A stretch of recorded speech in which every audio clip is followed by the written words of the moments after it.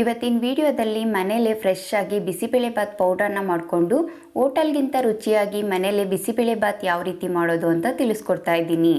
ಇದನ್ನು ಮಕ್ಕಳಿಗೆ ಲಂಚ್ ಬಾಕ್ಸ್ಗೆ ಮಾರ್ನಿಂಗ್ ಬ್ರೇಕ್ಫಾಸ್ಟ್ಗೆ ಮಾಡ್ಕೊಳ್ಬೋದು.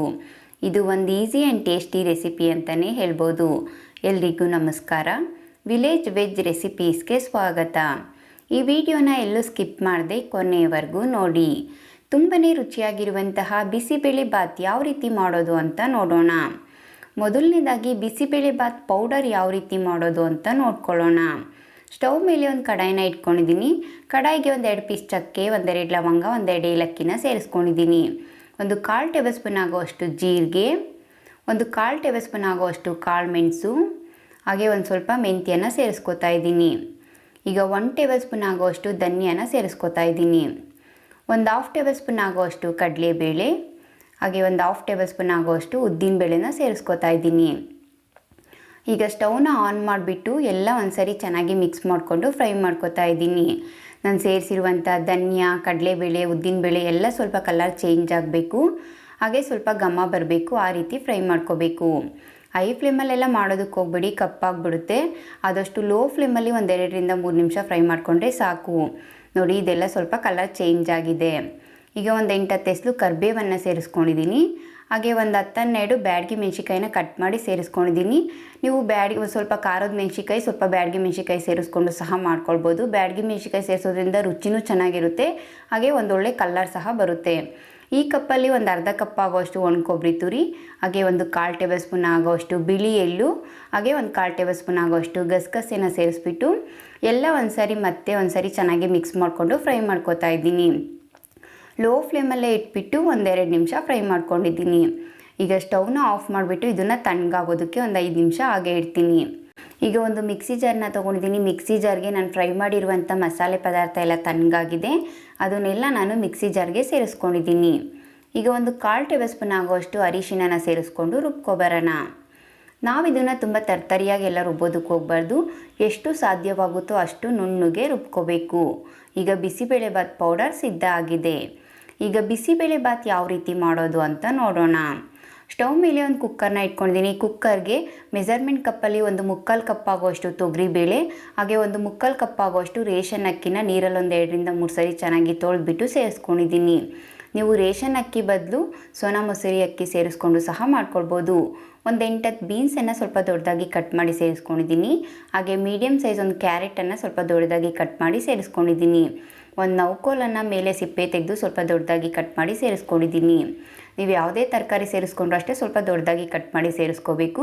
ಈಗ ಮೀಡಿಯಮ್ ಸೈಜ್ 2 ಆಲೂಗೆಡ್ಡೆನ ಮೇಲೆ ಸಿಪ್ಪೆ ತೆಗೆದು ಸ್ವಲ್ಪ ದೊಡ್ಡದಾಗಿ ಕಟ್ ಮಾಡಿ ಸೇರಿಸ್ಕೊಂಡು ಈ ಕಪ್ಪಲ್ಲಿ ಒಂದು ಅರ್ಧ ಕಪ್ ಆಗೋಷ್ಟು ರಾತ್ರಿ ನೆನೆಸಿರುವಂಥ ಬಟಾಣಿನ ಸೇರಿಸ್ಕೊಂಡಿದ್ದೀನಿ. ನಿಮಗೆ ಫ್ರೆಶ್ ಬಟಾಣಿ ಏನಾದರೂ ನಿಮ್ಮ ಮನೇಲಿದ್ದರೆ ಫ್ರೆಶ್ ಬಟಾಣಿ ಸೇರಿಸ್ಕೊಂಡು ಸಹ ಮಾಡ್ಕೊಳ್ಬೋದು. ಈಗ ಮೆಜರ್ಮೆಂಟ್ ಕಪ್ಪಲ್ಲಿ ಒಂದು 4 ಕಪ್ ಆಗುವಷ್ಟು ನೀರನ್ನು ಸೇರಿಸ್ಕೊಂಡಿದ್ದೀನಿ. ಈಗ ಸ್ಟವ್ನ ಆನ್ ಮಾಡಿಬಿಟ್ಟು ಮೀಡಿಯಮ್ ಫ್ಲೇಮಲ್ಲಿ ಇಟ್ಬಿಟ್ಟು ಕುಕ್ಕರ್ ಕ್ಯಾಪನ್ನು ಕ್ಲೋಸ್ ಮಾಡಿ ಒಂದು 3 ವಿಸಲ್ ಕೂಗಿಸ್ಕೊತೀನಿ. ನೋಡಿ, ಈಗ ಒಂದು 3 ವಿಸಲ್ ಆಗಿದೆ. ನಾನು ನಿಮಗೆ ಕುಕ್ಕರ್ ಕ್ಯಾಪನ್ನು ಓಪನ್ ಮಾಡಿ ತೋರಿಸ್ತಾ ಇದ್ದೀನಿ. ನಾವು ಸೇರಿಸಿರುವಂಥ ಅಕ್ಕಿ, ಬೇಳೆ, ತರಕಾರಿ ಎಲ್ಲ ಚೆನ್ನಾಗಿ ಬೆಂದಿದೆ.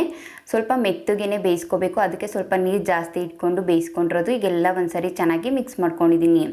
ಈಗ ಸ್ಟವ್ ಮೇಲೆ ಒಂದು ಕಡಾಯಿನ ಇಟ್ಕೊಂಡಿದ್ದೀನಿ. ಕಡಾಯಿಗೆ ಒಂದು 3 ಟೇಬಲ್ ಸ್ಪೂನ್ ಆಗೋಷ್ಟು ಎಣ್ಣೆನ ಸೇರಿಸ್ಕೊಂಡಿದ್ದೀನಿ.